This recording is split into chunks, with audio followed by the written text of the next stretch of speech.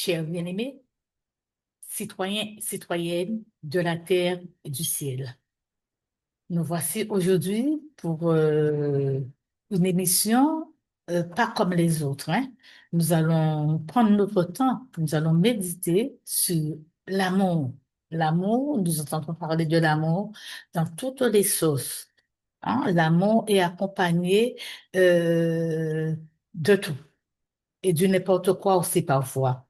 Ce matin, nous allons méditer sur cette parole qui, qui dit, quand l'amour défie la vengeance, puisque en ce moment, tout le monde veut se venger de quelque chose.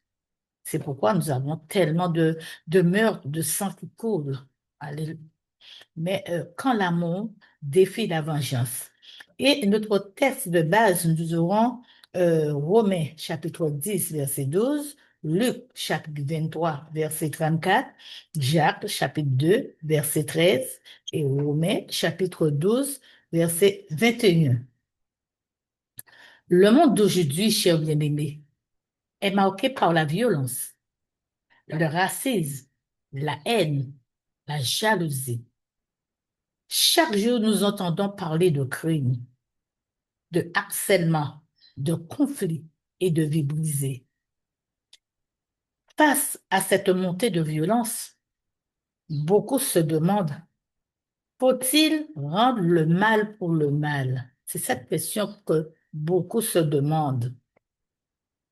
Pourtant, la Bible nous enseigne un chemin différent. L'amour triomphe toujours de la vengeance. Prions. Seigneur Dieu Tout-Puissant, ouvre nos yeux et nos cœurs à l'amour. Nous sommes souvent tentés par la colère, la rancune, le désir de vengeance. Viens nous rappeler aujourd'hui que la vraie justice ne se mesure pas à des châtiments, mais en miséricorde et en compassion. Aide-nous à marcher dans tes voies et à devenir des artisans de paix. Alléluia, des artisans de paix pour ce monde si confus. Bien-aimés, je voudrais vous dire que la violence n'est pas la justice. La haine, le racisme, le harcèlement et la jalousie sont des fruits de désamour. Hein? Sont des fruits du désamour. Quand nous laissons ces sentiments dominer nos cœurs, nous participons à un cycle destructeur. Selon le livre de Jacques au chapitre 2, verset 13, il est écrit, la miséricorde de Dieu triomphe du jugement. Bien-aimé, la véritable justice n'est pas une punition aveugle, mais une restauration des vies et une réconciliation et un changement de cœur. Alléluia. Hein? Demandez à Dieu la restauration de nos vies. Hein? Hein? Une réconciliation et un changement de cœur. La réconciliation se passe avec nous-mêmes, avec le prochain que nous voyons devant nous et avec Dieu que nous ne voyons pas. La peine de mort, j'ai entendu aux infos, les journalistes qui posaient des questions à certaines personnes. Qu'est-ce qu'ils pensent de la peine de mort? Parce qu'il y a eu une émission, il y a la peine de mort. Et il y a des gens qui ont répondu que ça aurait été bien qu'on rétablisse la peine de mort. Après tant d'années que ça a été aboli. Alléluia, nous devons voir la vie autrement, voir comment nous devons changer, qu'est-ce que nous devons mettre en œuvre pour pouvoir changer la situation, pour que l'amour ne soit pas désamour, mais l'amour soit amour véritable. Alléluia. La peine de mort prétend rendre justice, mais elle ne répare pas les blessures, bien-aimés. La peine de mort ne répare pas les blessures. La vengeance ne libère pas le cœur blessé. Elle alimente un cercle de violence. Alors, en réfléchissant bien, nous voyons que chacun de nous porte sa part de responsabilité. Nos paroles, nos jugements ou nos actions peuvent soit guérir, soit blessé davantage. Hein, nous devons commencer par faire attention à notre comportement en premier, parce que rien n'est anodin. Nous avons l'extrême suprême de Jésus. Sur la croix, Jésus n'a pas seulement souffert pour nous sauver, il, il a montré la voie de l'amour envers ses ennemis. Et quand nous entrons dans le livre de Luc au chapitre 23, verset 34, qu'est-ce qu'il a dit? Il ne s'est pas vengé. Il a dit, Père, pardonne-leur, car ils ne savent pas ce qu'ils font. Même face à l'injustice, à la trahison et à la violence, il a choisi la compassion et le pardon sans exception. L'amour était au premier plan. Il n'a pas demandé à ce que ses bourreaux, alléluia, soient punis sur le champ. Mais il a donné sa vie pour que le mal soit vaincu. Parce qu'il y a eu une émission hier sur celui qui a aboli la peine de mort. Et par la mort, à gauche et à droite, comme le dit la Bible. Les mendiants ont reçu la promesse. Il y a eu une émission hier sur celui qui a aboli la peine de mort et de vie éternelle grâce à sa miséricorde.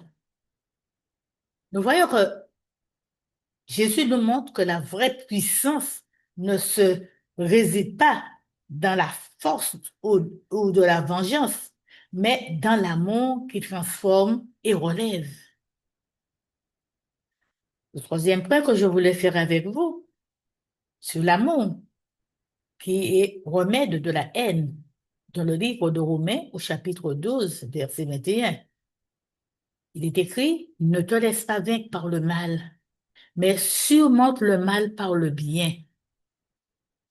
Bien-aimé, l'amour n'excuse pas le mal. Il détruit la haine de l'intérieur. Chaque acte de pardon, chaque geste de compassion, chaque parole bienveillante est une brique dans la construction de la paix.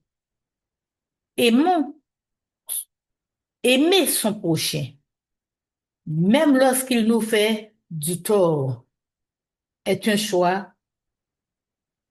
Aimer son prochain, même lorsqu'il nous fait du tort, est le choix du courage spirituel.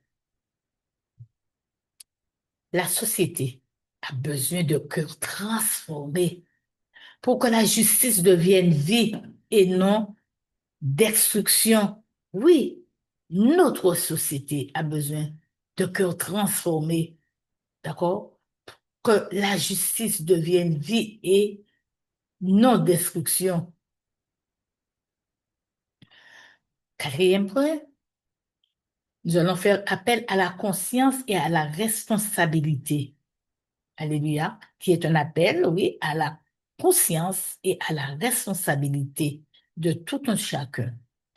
Nous ne pouvons pas attendre que le monde change tout seul. Chaque génération, chaque individu a un rôle à jouer.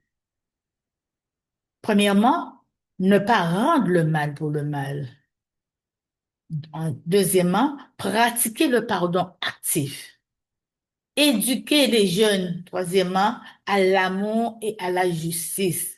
Ne pas éduquer ton enfant depuis qu'il commence à comprendre si X t'a donné une petite tape, il faut le taper. Il faut lui dire pourquoi X t'a donné une petite tape et comment te réconcilier avec X. Alléluia. Parce que souvent, les enfants sont éduqués depuis le berceau à être violents.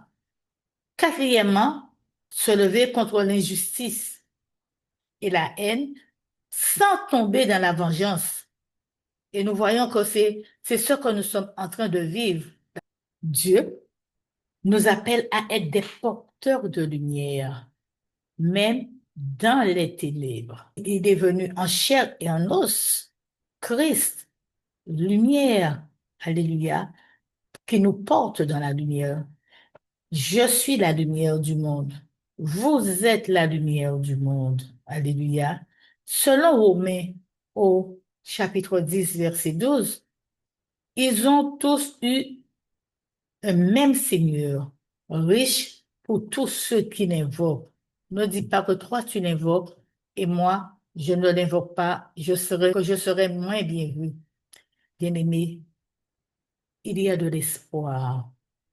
L'amour de Dieu est universel et dépasse toute haine humaine. Il peut guérir les cœurs brisés et redonner la vie où règne la dissolution.